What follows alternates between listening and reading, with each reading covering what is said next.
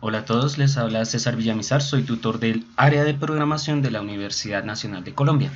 El día de hoy quiero hablarles acerca de tres métodos específicos que pueden encontrar en la clase objeto en Java.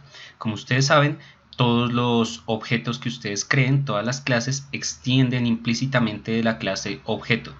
Por ejemplo, yo aquí tengo esta clase persona y esta clase persona hereda de objeto incluso si yo no le coloco la, la expresión extends object. Esto no es necesario, es aceptable, pero no es necesario porque implícitamente ya está escrito, digámoslo así. Quiero hablarles de tres métodos que serían el método toString, equals y hashcode. Estos son métodos que son de la clase objeto y por eso, como aquí los declaro y los estoy sobreescribiendo, tengo que colocarles el enunciado override. ¿Vale? Mi clase persona es básicamente una persona que tiene un nombre, un número de identificación y una edad. ¿Sí? Vamos a empezar con el método toString. toString lo que hace es convertirme de cierta forma mi objeto a un string, a una cadena de caracteres. Yo puedo decir que cada vez que quiera convertir ese objeto a un string, simplemente llamo a esta clase. Por ejemplo, podríamos decir que una persona que se convierta a string podría por ejemplo decir me llamo nombre y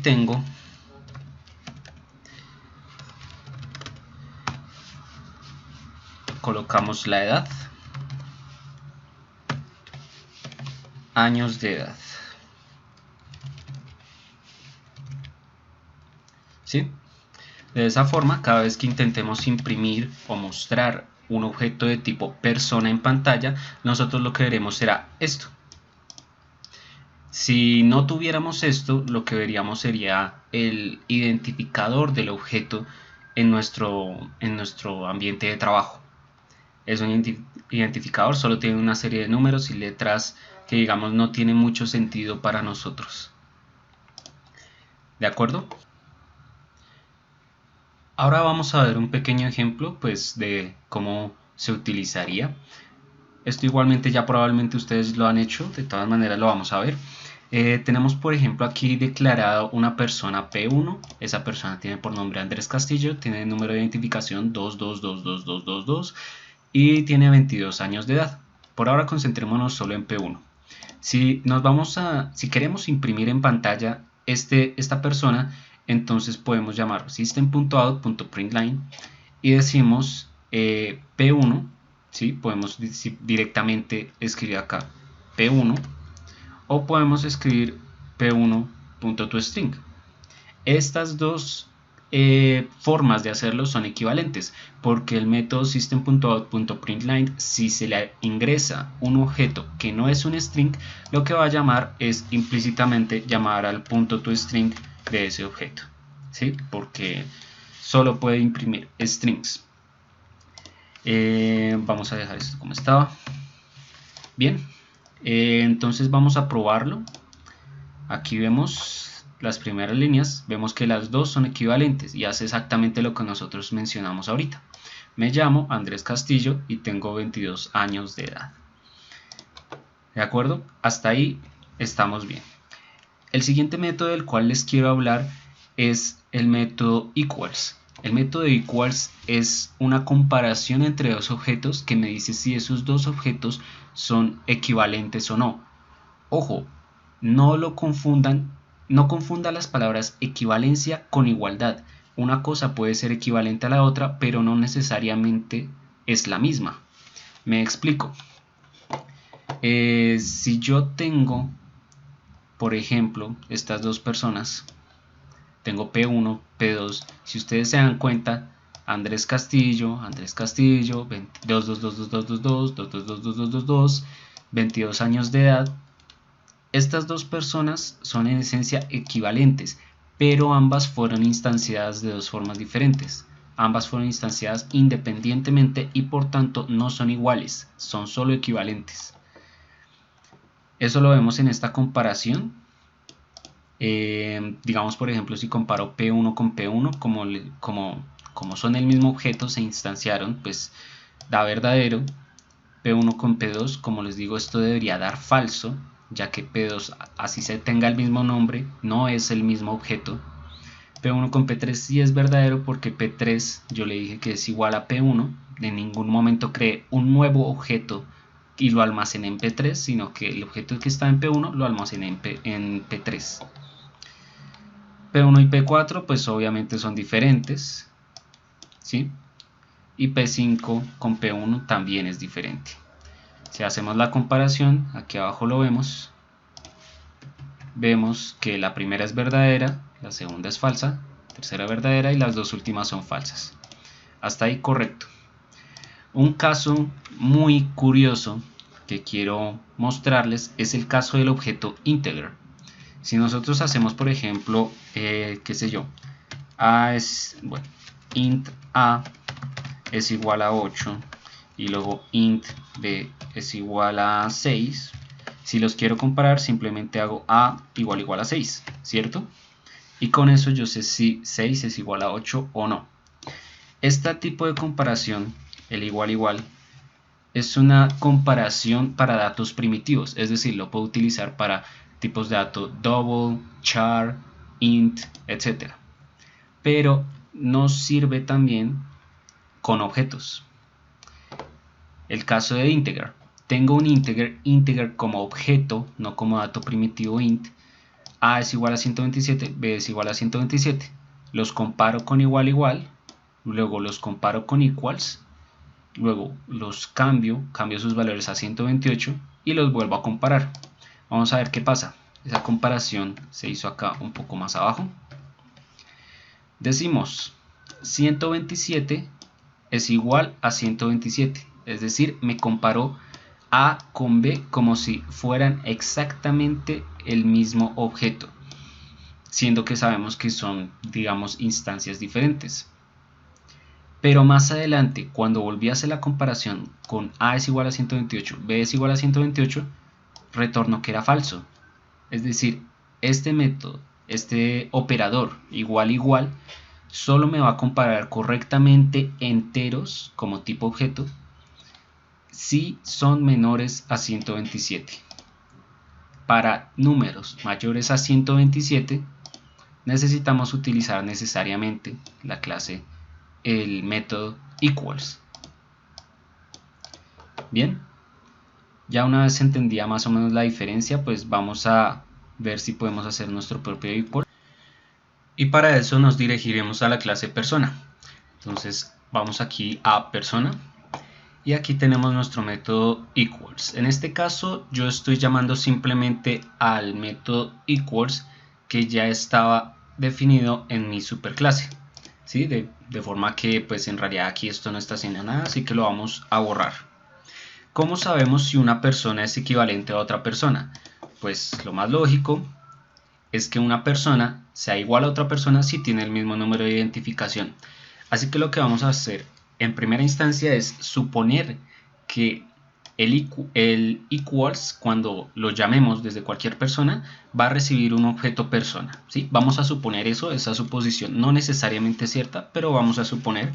Entonces vamos a hacer un casteo y vamos a escribir persona P es igual a persona obj, ¿sí? Ahora ya tenemos este objeto convertido a una persona, ¿de acuerdo? Y ahora tenemos que comprobar si el número de identificación de ambas personas, de la persona desde la cual se está llamando el método equals y el objeto, son iguales. Así que vamos a decir this.id. Si lo comparamos de esta forma, p.id nos lo acepta, pero volvemos al mismo problema. Esto solo será válido si el id, dado que es un string, si el id de uno es exactamente el mismo objeto que el otro. Por lo tanto, no necesariamente es así. De hecho, la mayoría de las veces no va a ser así.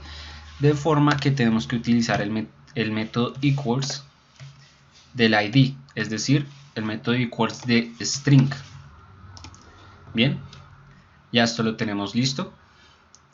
Y ahora vamos a ir a mi clase test. Aquí estamos comparando todos con todos, entonces vamos a colocarlo así y lo probamos. De acuerdo,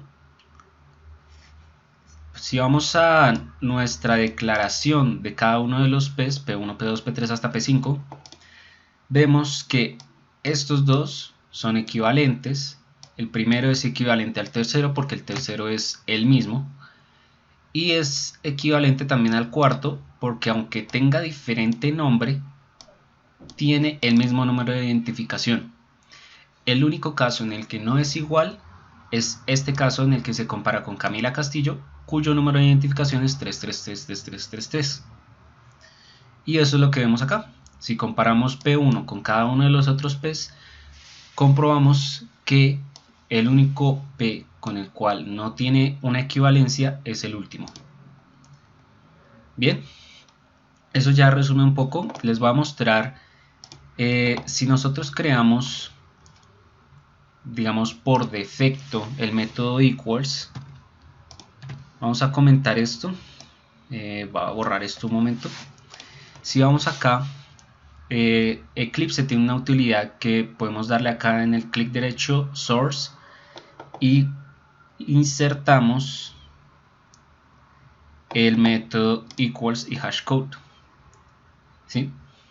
Le damos sí y vemos cuál es el criterio de equivalencia que vamos a pedirle. En este caso vamos a pedirle que sea igual, que dos objetos sean equivalentes, perdón, si tienen el mismo ID.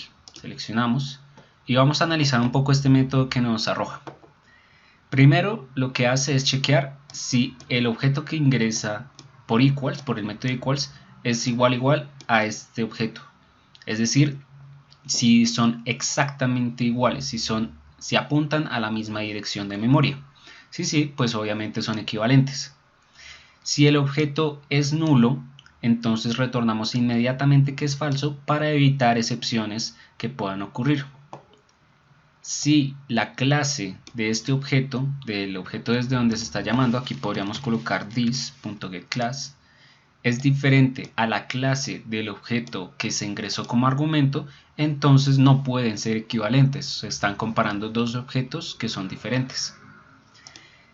Y ya una vez hechas esas comprobaciones iniciales, se hace lo que yo hice en el método que declaré más arriba, que es castear el objeto a un objeto tipo persona, y si su identificación es diferente de nulo, entonces se compara con la identificación del objeto desde donde se está llamando el equals. Es básicamente lo que yo hice arriba, solo se agregan estos casos, digamos, especiales para evitar esas excepciones. Si volvemos a probarlo, de hecho, nos va a arrojar el mismo resultado. Bien. Ahora, para finalizar, les voy a explicar un poco a grandes rasgos lo que es el hashcode.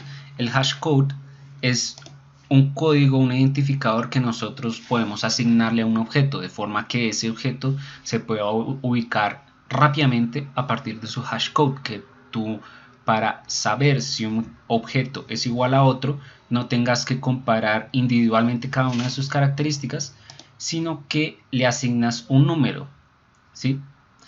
Entonces, por ejemplo, este hashcode que se genera automáticamente junto con el equals, lo que hace es, bueno, este número primo no importa tanto, pero fíjense que el resultado que retorna hashcode depende del número ID, ¿sí? A partir del ID, a partir del número de identificación de la persona, se genera un hashcode. Ese hashcode, por tanto, va a ser diferente para objetos que tengan diferentes números de identificación. Eso sirve para métodos de búsqueda. Si ustedes quieren hacer un método de búsqueda, digamos, óptimo, en lugar de, como les dije, comparar de a uno en uno los objetos con un punto equals o algo por el estilo, calculan rápidamente el hashcode y lo comparan con el hashcode de otro objeto. Para eso sirve. Si hacemos una prueba de este objeto, de este método test, aquí imprimimos el hashcode de P1 y P5 y vemos que, por ejemplo, aquí faltó .hashcode, perdón, hashcode. Ahora sí lo probamos y vemos el hashcode de cada uno de esos dos objetos. Como ven, son diferentes. Si yo quisiera imprimir el hashcode de otro objeto, por ejemplo el P4, el hashcode va a ser el mismo que el de P1. Bueno, hay muchos otros métodos de la clase objeto, pero digamos estos son como los que uno usa con más regularidad. Tal vez en un próximo video les explicaré algún otro, pero por ahora sería todo por hoy. Espero que lo hayan entendido y que les haya sido útil. Los invito a suscribirse al canal si les resulta útil este video o si están interesados en otros videos de asignaturas. Y nos vemos en la próxima.